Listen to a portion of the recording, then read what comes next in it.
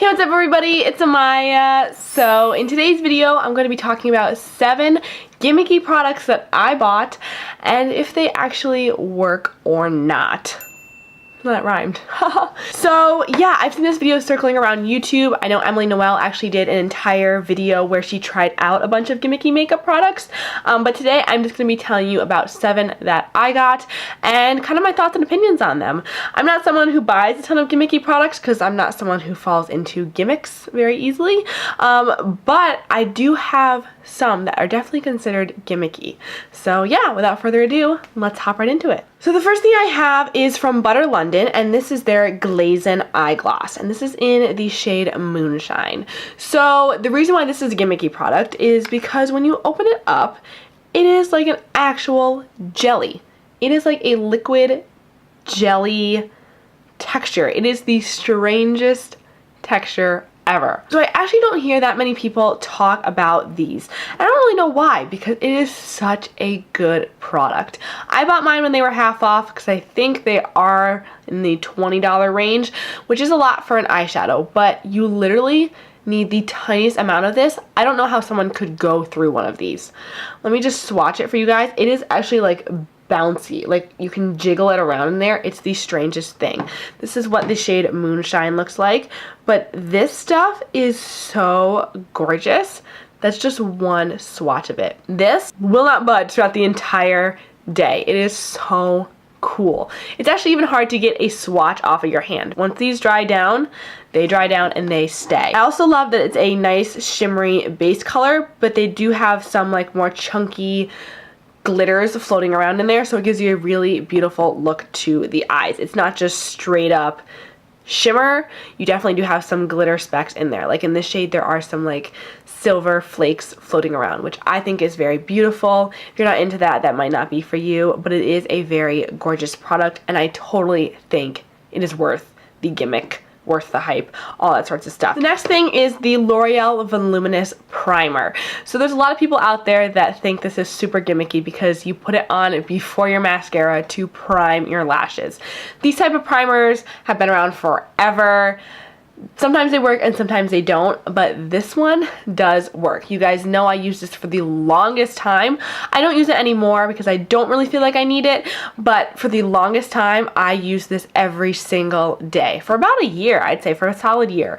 I also like the Wet n Wild one, but I do think that primers like this actually do provide a benefit. At least this one does and the Wet n Wild one does. They definitely make my lashes look thicker. They keep my lashes curled. They do help lengthen and they help keep the mascara on a little bit longer. I actually just recently ran out of it, which is why I stopped using it. So I do have to purchase another one because I do really like this. The next thing is the NYX Wonder Stick. So do you guys remember when this came out? It has a highlight shade on one end and then a contour side on the other. And it's supposed to be like you can just go in and do your contour and highlight with a stick. I do not like this product. And the reason is because I don't like the shade. The contour shade is so orange. It also doesn't blend out really well, which I don't like. And then the highlight shade is not a concealer, but it's not good enough to be a cream highlight either because it's not shimmery enough. It's also not very pigmented, which I don't really understand either. I just don't like it. I think these little highlight and contour stick duo things are very gimmicky.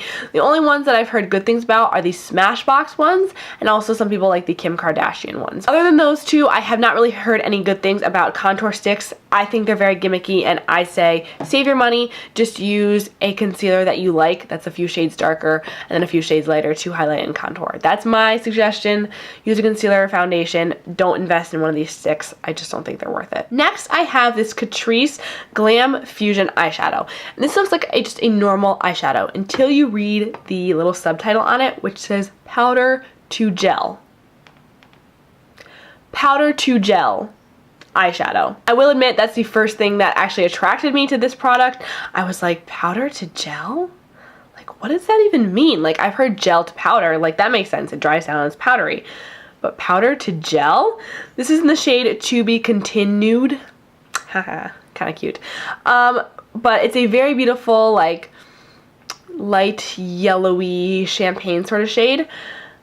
This is so strange. You rub your finger in it, it does feel like a really nice creamy powder.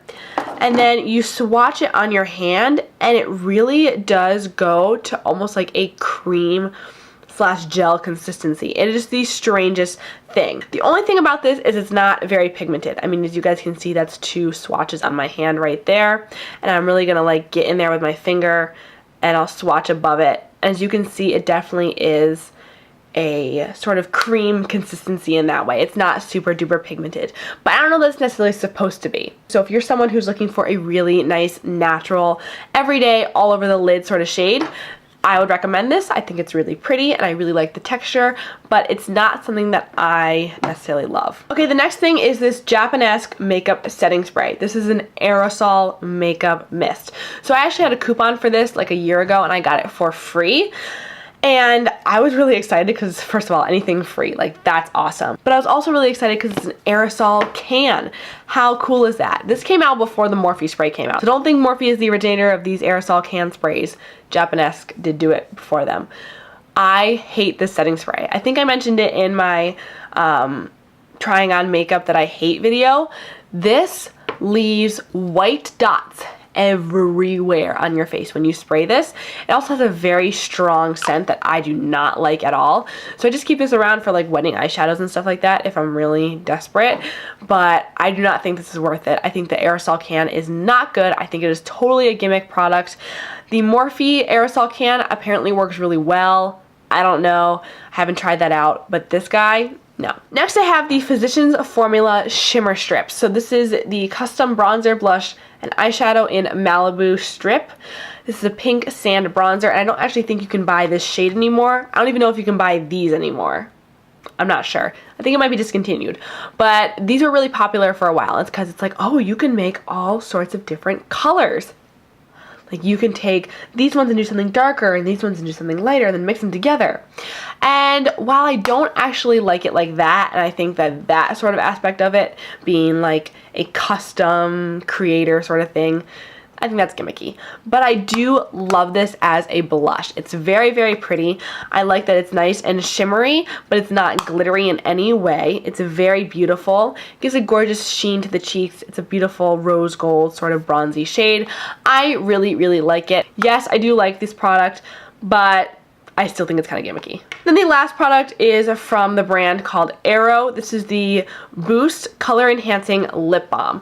So part of me bought this for the packaging. Part of me bought this for the color changing quality. This was actually something that I added on to a Birchbox. It was like a sample choice.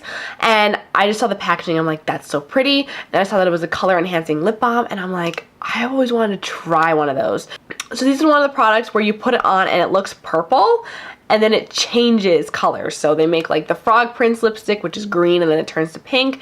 This one is supposed to give you a really nice pinky berry sort of shade. And that's what it looks like.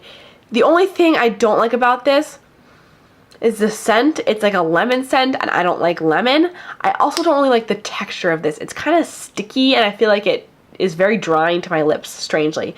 But the shade is so pink.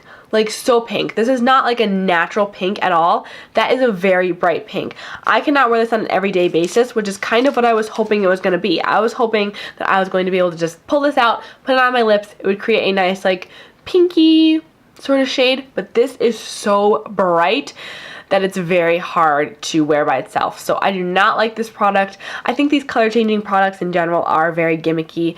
They are fun and they are cool, but if you are looking for something that's actually practical and you want a certain shade, just go out and buy that certain shade. So that is it for all the products I have to share with you guys today. I hope you guys enjoyed this video. I think it was kind of a fun idea. And yeah, I will see you guys in my next video. Mwah.